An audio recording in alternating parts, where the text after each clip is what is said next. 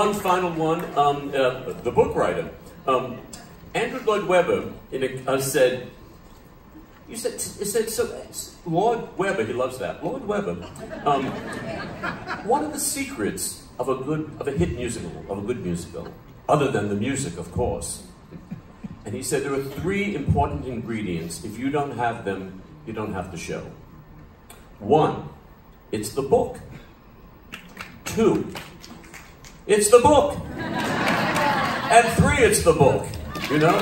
And our book writer, wonderful Doug McGrath. I mean, without Doug's book, we'd be a bunch of people with a great bunch of songs and some inane things to say to each other. But he made this wonderful show for us, and so here he is, the creator of this, the genius, Doug McGrath.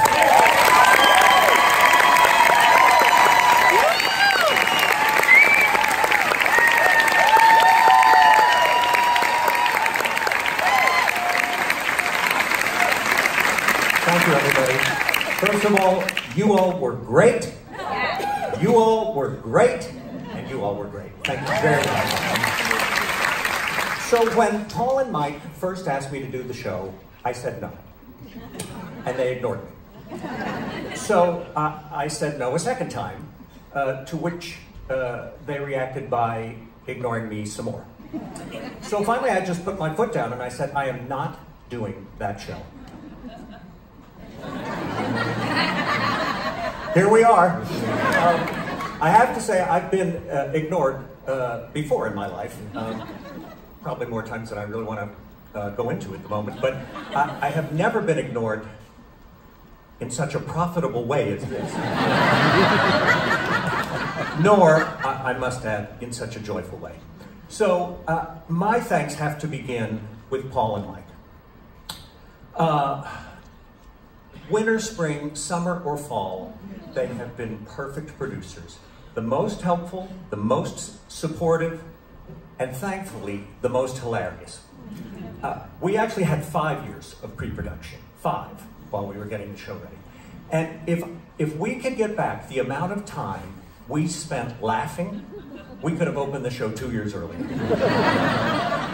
What a joy to be in a workplace where that can happen. Now, part of our success is all the more amazing because Paul, his wheelhouse, so to speak, is not this kind of music. He is a great American songbook guy, Irving Berlin and Cole Porter. That's his specialty. I found this out when early in my writing, I was working on a scene and I needed some advice. So I called Paul because he's so good on the book. And I said, here's the scene I'm working on. Do you think it's more of a one fine day kind of a thing, or do you think it's more of some kind of wonderful thing? And there was a long pause, at the end of which he said, darling, whatever you think. I was flattered, incorrectly, thinking he was trusting my artistic judgment. But in fact, he didn't know either of those 2 songs.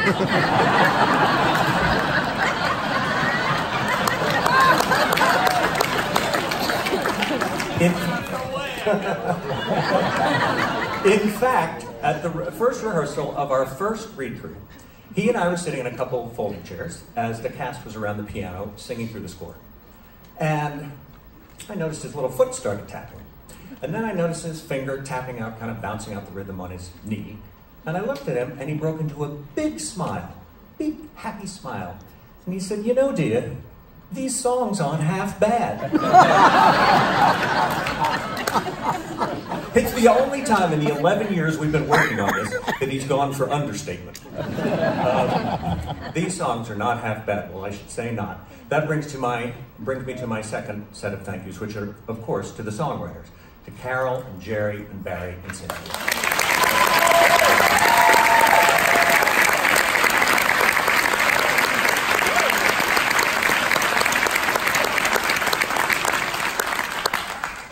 You think that their main contribution, of course, is this beautiful catalog of songs.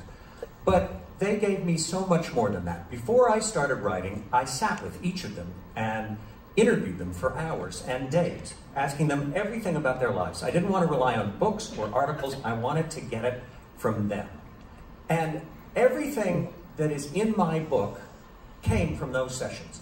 Not actual dialogue, but their tones of voices, their senses of humor, their hearts, their anxieties, their fears, their hypochondria, everything came out of those sessions. So I cannot just thank them for their incredible score. I have to thank them for merely everything. So you have a score and you have a book, but that's not a musical. It's not a musical unless you get the right director. And one of the other things I have to thank Paul and Mike for is that they brought us the right director in Mark Bruni.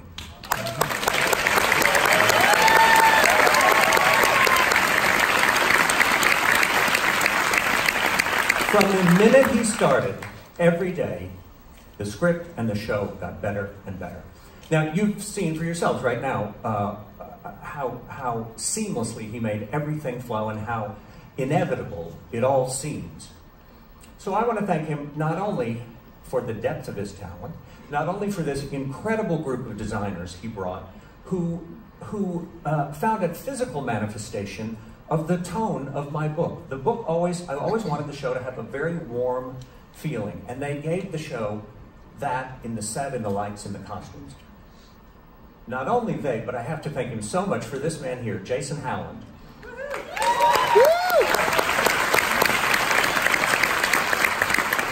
Who, in addition to being absolutely perfect at what he was hired to do, does so much more. In fact, it always pays to hire smart people. And he's really smart, because I remember twice he solved two big script problems for me. The natural woman crisis and what used to be known as the affair of You've Got a Friend, which we couldn't find a way to place. And he solved both those things. But not only do I thank Bruni for all these great people he brought us, but I want to personally thank him for the patience he showed me during the process. This was my first Broadway musical. I had never written a musical for Broadway before. And I was in the...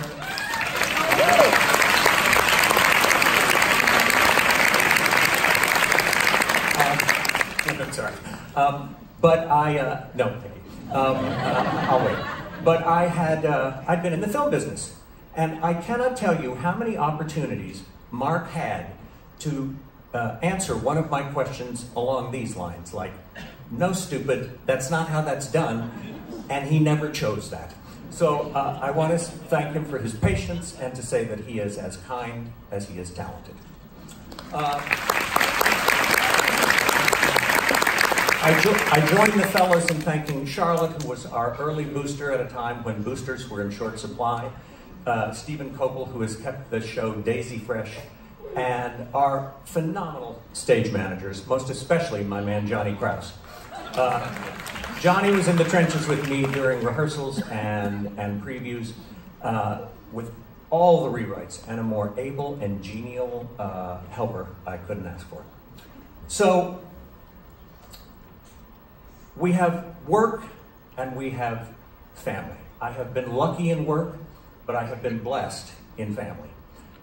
You know, I believe my job at work is to put on a cheerful and optimistic face when I'm at work, to try and behave as though whatever the problems are, we'll get through them, and if we don't solve them today, we'll solve them tomorrow. That attitude usually dries up when I get home and have the key. I'm just getting the key out of the lock. And it's replaced with a kind of vomiting amount of panic and self-doubt, a long time on the computer researching trade schools, different things. And there are two people every night in that apartment, Jane and Henry, who rebuild and restore me. So to quote a great song, I can't pay them back enough, but I can only offer all the love in my heart. And I want to say a special thanks to Jane, because during that period, when I was in turning Paul and Mike down, in her very polite, gracious, waspy way, she was saying, "What are you, a mental patient? Take that show." And I am blessed beyond Jane and Henry in having a beloved sister and brother and their families, my beloved sisters-in-law and father-in-law, and my dear and cherished cousins. The only blue note in this from our family's point of view is that my parents weren't alive to be here for this, for the beginning or the end. The good news is the McGraths believe in heaven, and we believe we will all be reunited.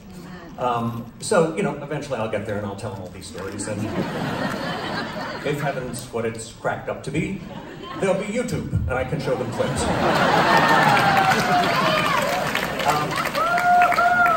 But so, in closing, I come back to the beginning, to Paul and Mike.